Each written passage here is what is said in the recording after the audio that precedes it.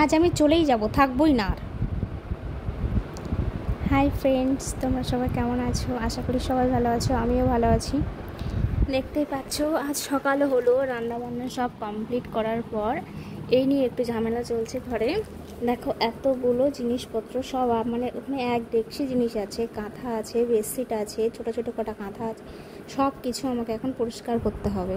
তো আমি বললাম ঘরে তুমি টিফিনটা নিয়ে চলে যাও, আমি তারপর এগুলো পরিষ্কার করে এসে ঘর বাড়ি মুছবো। প্রতিদিন মানে আমার এটা রেগুলার ডিউটি বললেও চলে।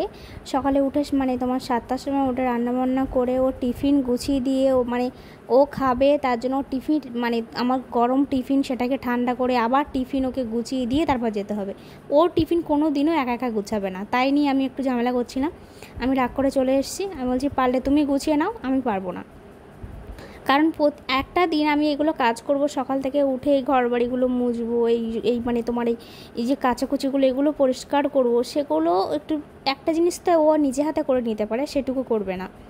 তো দেখো আমি রাগ করে চলে এসে আমি এখানে জিনিসপত্র পরিষ্কার করতে শুরু করে দিয়েছি, আর ও ক্যামেরার ওপার থেকে শুধু চিৎকার করছে, আমার কিন্তু সময় হয়ে যাচ্ছে, তুমি তাড়াতাড়ি আসবে কি না।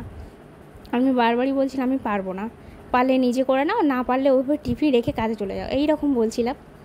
তো রাগের আগে পরিষ্কারও করছিলাম জোরে জোরেই, দেখতেই পাচ্ছ। কিছু করার নেই, রাগ করলেও আমার নিজেকেই করতে হবে। তো তারপরে কিছু সময় মানে তোমার ভিডিওটা মানে এখানে কিছু সময় বন্ধ করে দিয়ে আমি তারপর ওর ভাতটা রেডি করে সেই আমাকেই যেতে হলো। বললাম আমি পারবো না ভাত নিয়ে যেতে, তাহলে আমি না খেয়ে চলে যাচ্ছি, বা আমি ভাত নিয়ে যাবো না, আমি চলে যাচ্ছি, টিফিন নিয়ে যাবো না। তো আমি লাস্টে আবার ভিডিওটা একটু বন্ধ করে ওর টিফিনটা গুছাতে চলে গেলাম। টিফিনটা গুছিয়ে এসে আমি আবার কিন্তু কাজে লেগে পড়েছি। এগুলো প্রতি মানে তোমার সপ্তাহে আমি 2 থেকে 3 দিন তোমার বেডশিট বলো, কাঁথা, মানে যা যা ঘরে একটু যাবতীয় ছোটোখাটো জিনিস আছে সেগুলো কিন্তু পরিষ্কার করি, আর ঘর বাড়ি মুছতে থাকি প্রায় দিন। তো সেগুলো দেখো সকালবেলা তোমাদেরকে আজকে আমি দেখাবো যে মানে কী কী কাজগুলো করতে মানে করি, ওই যার জন্য আজকে ভিডিওটা করা।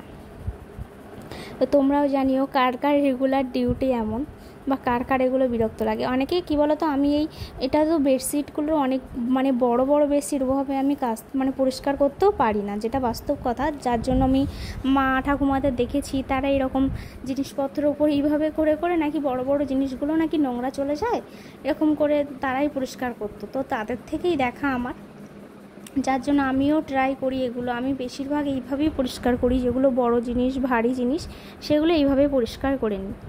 তো আমি ওভাবে বড় বড় মানে জিনিস ওই অনেকে দেখেছি হাত দিয়ে দিয়ে মানে পরিষ্কার করে ওর ভিতরে দাঁড়িয়ে ওঠে, তো আমি এইভাবে পরিষ্কার করি। তোমরাও জানিও তোমরা কীভাবে পরিষ্কার করো।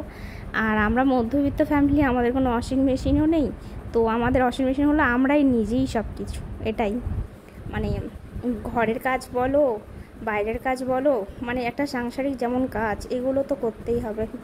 মানে মেয়ে হয়েছি, তাও আবার ঘরের বউ হয়েছি, করব না সেটা তো সম্ভব না। না, বাইরে একজন কাজ করছে তার আশায় বসে থাকলে তো আমার সংসারটাই পুরো মানে অন্ধকার হয়ে যাবে। যার জন্য নিজের কাজ নিজেই করতে ভালোবাসি, বা নিজেই করি, যতটুকু পারি ততটুকু করার চেষ্টা করি।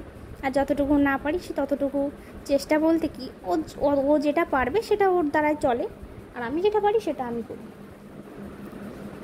তো এইভাবে পরিষ্কার করছি আর গল্প এখন তোমাদের সাথে আমি ভয়েসটা দিচ্ছি, কারণ ভয়েসটা তখন আমি দিতে পারিনি, একটু কাজের চাপ ছিল। রান্নাবান্না কিন্তু আমার সকালে উঠেই হয়ে গেছে। এবার এগুলো পরিষ্কার করে ঘর মোছামুছি করে তারপর কিন্তু আমি ঠাকুর ঘরে যাব ঠাকুরকে মানে প্রসাদ দিতে।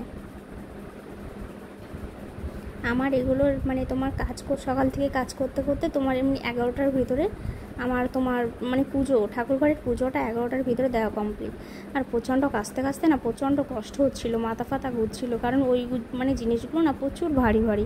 এবার দেখো আমি এই যে পিঁড়া নিয়ে বসে পড়লাম, এই জিনিসটা জানো তো আমার হাজব্যান্ড আমাকেই বানিয়ে দিয়েছিল ওখানে বসার জন্য, মানে ওই কলপাড়ে বসে বসে তোমার বাসন মাজা বলে। বেসিন আছে কিন্তু বেসিনে আমি বাসনটা অতটা মানে বাসন মাজাটা ব্যবহার করি না, এমনি হাত ধোয়া মুখ ধোয়া ঠিক আছে, কিন্তু বাসনটা না আমি এখানে বসে বসেই মাজি। ওই বেসিনে দাঁড়িয়ে দাঁড়িয়ে মাজি না, প্রচণ্ড কষ্ট হয় দাঁড়িয়ে থাকতে, কারণ দাঁড়িয়ে প্রথম থেকেই মাজা অভ্যাস নেই, তো যার জন্য আমি আর মাজতে পারি না, মানে বাসনগুলো ধুতে পারি না।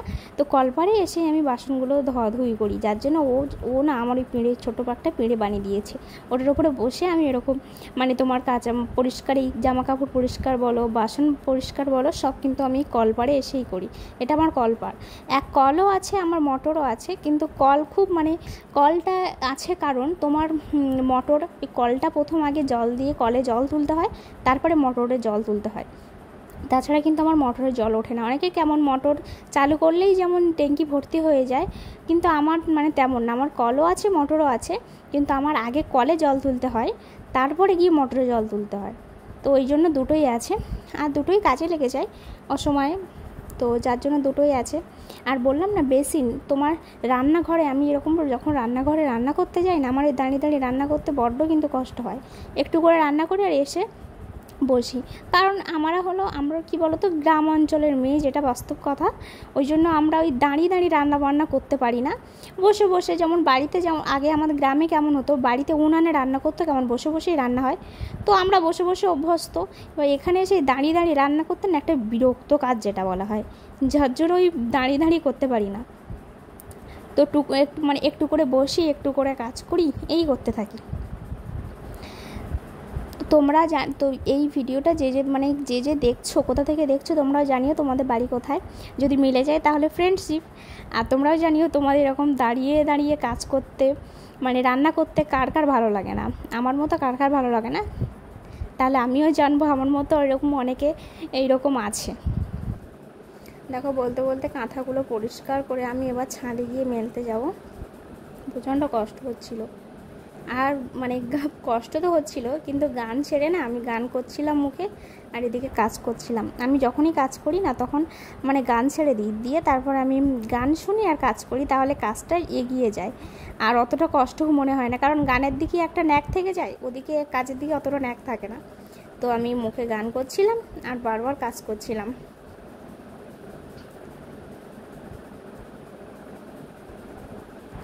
আর বাইরে প্রচুর বৃষ্টি হচ্ছে, মানে এই 1-2 সপ্তাহ টানা বৃষ্টি হয়েছে, যার জন্য না আমি কোনো জিনিসপত্র ঠিকঠাক তোমার পরিষ্কার করতে পারিনি বা পরিষ্কার করে রাখতে পারিনি। দেখো যার জন্য আমি প্রথম থেকে এইগুলো, আজকে একটু রোদ বার হয়েছে, সকাল থেকে রৌদ্র হচ্ছে বাইরে, আমি ওই জন্য সকাল সকালে এইগুলো তোমার সার্ফে দিয়েছি, দিয়ে বলছি আমার এগুলো তাড়াতাড়ি করে কেচে নিয়ে ছাদে যেতে হবে, কারণ একটু রৌদ্র দিয়েছে, আর এগুলো না পুরো স্যাঁতসেঁতে হয়ে গেছে, কারণ এই 1-2 সপ্তাহ টানা বৃষ্টি হচ্ছে, তো পুরো বৃষ্টিতে কাঁথা বলো, তোমার বেডশিট বলো, ঘরের একটু টুকটাকি জিনিস সব স্যাঁতসেঁতে মতো হয়ে গেছে, যার জন্য আমি সকাল সকাল কাজগুলো মানে তোমার শেষ করার জন্য ব্যস্ত হচ্ছিলাম, কারণ যদি আবার বৃষ্টি আসে এগুলো আমার আর শুকাবে না। আর না শুকালেই তোমরা জানো কেমন একটা জিনিসে গন্ধ হয়ে যায়, দিনের দিন যদি না শুকায় জিনিসটা কেমন একটা গন্ধ হয়ে যায়, সেই তারপরের দিন আবার ধুতে হয়। তো যার জন্য আমি তাড়াতাড়ি করে জিনিসগুলো নিয়ে আমি ছাদে মানে কখন যাব শুধু সেই অপেক্ষা করছিলাম। বাইরে একটু রৌদ্র হচ্ছে আজকে, যার জন্য এগুলো আমি আজকে পরিষ্কার করতে দিয়েছি। আমি বলছি আবার কবে বৃষ্টি হবে, আবার কখন কি রৌদ্র হবে, আমার দরকার নেই, আজকেই আমি দিয়ে দিই, যার জন্য আজকেই দিয়ে দিয়েছি। আর আমি তাড়াতাড়ি আজকেও তোমার সারাদিন টুকটাক এখনও পর্যন্ত কিন্তু কোনো বৃষ্টি হয়নি, কিন্তু রৌদ্র বার হয়েছে, আবার ওয়েদার কখনো নর্মাল হয়ে যায়, কি বলবো মেঘলা হয়ে আসছে, আবার কখনো তোমার রৌদ্র হচ্ছে, সে আর বলার মতো না। ওই জন্য ভয়ে ভয়ে এই দেখো এই ভারী জিনিসপত্র, আমি তো একা তোমার এই যে জলগুলো বার করতে পারি না, তার জন্য এই পায়ের ভিতরে দিয়ে দেখেছি আমার মা ঠাকুমারা এইভাবে জল বার করতো। তো দেখো আমিও ঠিক তেমন স্টাইলে করলাম, অনেক জলও বার হয়ে গেল, আর লাস্টে যেগুলো থাকে সেগুলো একটু হাত দিয়ে করে নিয়ে গেলে জলটা বার হয়ে যায়। তো আমার কাজ কমপ্লিট। আর আমি না সবসময় কলপাটটা সবসময় পরিষ্কার রাখতে ভালোবাসি, নোংরা থাকলে না আমার বিরক্ত লাগে, যার জন্য সবসময় কলপাট আমি ধুয়ে সবসময় জল দিয়ে ধুয়ে পরিষ্কার করে রাখি, একটা নোংরা থাকতে দিই না, কারণ শুকনো হলে ভালো হয়। আর এই যে তোমার নোংরা থাকলে না প্রচণ্ড কলপাটটা স্লিপ হয়ে যায়, আর কলপাটে তো প্রায় সময় কাজ হয়, যাওয়া হয়, কখন পড়ে যাব কখন কি হবে, যার জন্য আমি সবসময় আমার কাজ শেষ হয়ে গেল, দেখতেই পাচ্ছ পুরো বালতি, আমার প্রচণ্ড দম লেগে গেছিলো, ওই জন্য দাঁড়িয়ে পড়লাম। আর তোমাদের বলছি ভালো লাগলে টাটা বাই বাই।